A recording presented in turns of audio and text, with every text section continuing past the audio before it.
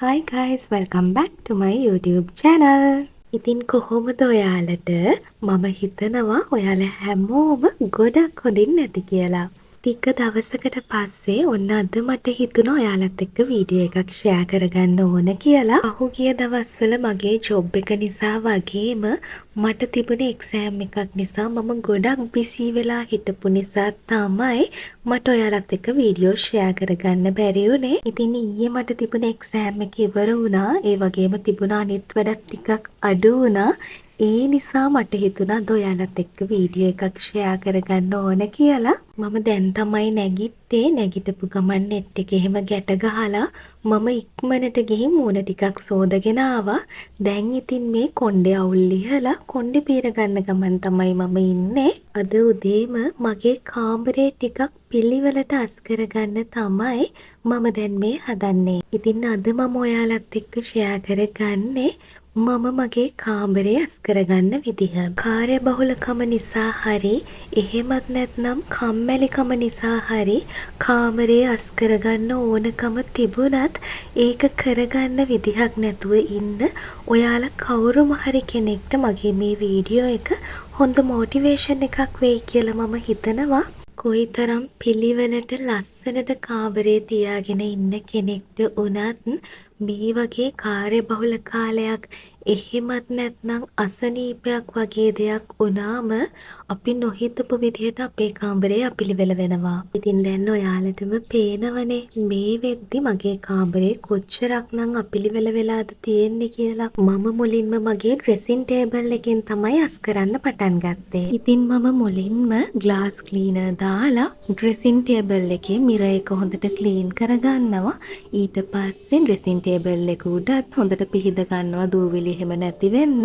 ඒ විදිහට dressing table එකත් අස් කරගත්තට පස්සේ මම මේ විදිහට ඩ්‍රෙසින් ටේබල් එක උඩ තියෙන ක්‍රීම්, පර්ෆියුම් වගේ බොටල්ස් වලට වතුර ටිකක් ස්ප්‍රේ කරලා ඒවත් රෙදි කෑල්ලකින් හොඳට පිහිද ගන්නවා. මොකද මේ වගේ දූවිලි තියෙන්න පුළුවන් නිසා. ඉතින් මේ විදිහට තමයි හැම දෙයක්ම පිළිවෙලකට අස් කරගත්තට පස්සේ දැන් මගේ ඩ්‍රෙසින් ටේබල් එක උඩ තියෙන්නේ. ඩ්‍රෙසින් ටේබල් එකත් අස් කරගෙන ඉවර වෙලා දැන් මම හදන්නේ මගේ ඇඳ පිළිවෙලකට අස් කරගන්න.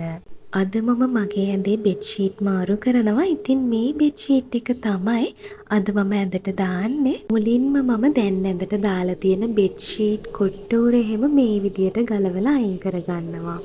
ඉතින් මේ බෙඩ්ෂීට් කොට්ටෝර ටික හොදන්න දාලම ඉතුරු වැඩ ටික කරන්න තමයි මම හදන්නේ. ඒ රෙදි ටිකත් සේදෙන්න දාලා දැන් මම මේ හදන්නේ අලුත් බෙඩ්ෂීට් දාලා මගේ ඇඳ ලස්සනට හදාගන්න.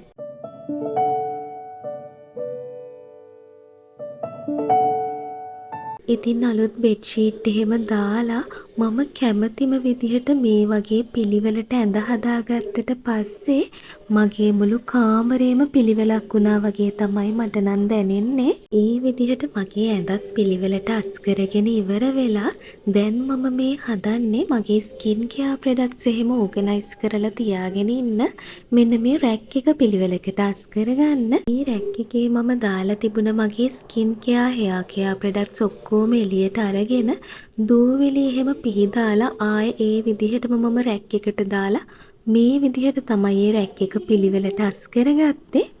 ඊට පස්සේ මම මගේ කාමරේ තියලා තියෙන ඉන්ඩෝ ප්ලාන්ට්ස් ඔක්කොම ටික මේ විදිහට මගේ බෙඩ්සයිඩ් කබඩ් එක උඩට ගත්තා. ඉතින් මේ පැලවලට අවුව ඕනේ නිසා මම දැන් මේ පැල ටික ඔක්කොම එළියෙන් තියලා ඒ පැල ටිකටත් වතුර දාලා මගේ බෙඩ්සයිඩ් කබඩ් එක උඩත් පිළිවෙලකට අස් කරගන්නවා. ඉතින් මගේ කාමරේ වැඩියෙන්ම අපිළිවෙල වෙලා තියෙන්නේ මගේ පොත් මේසේ. බ්ලොග් එක පටන් ගනිද්දිම මම ඔයාලට කිව්වනේ මට එක්සෑම් එකක් තිබුණා කියලා.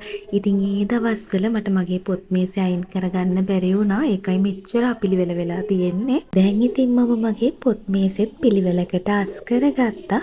හැම දෙයක්ම පිළිවෙලකට අස් කරගත්තට පස්සේ මේ විදිහට තමයි මගේ පොත් මේසේ තියෙන්නේ. මම මගේ පොත් මේසේ උඩ ඉන්ඩෝ ප්ලාන්ට්ස් ගොඩක් තියාගෙන ඉන්නවා. ඒ ටික දැන් එළියෙන් තියපු නිසා තමයි පොත් මේසේ මේ විදිහට හිස් වෙලා වගේ තියෙන්නේ. හැම දෙයක්ම පිළිවෙලකට අස් කරගත්තට පස්සේ දැන් මට තියෙන්නේ මගේ කාමරේ අතුගා ගන්න විතරයි.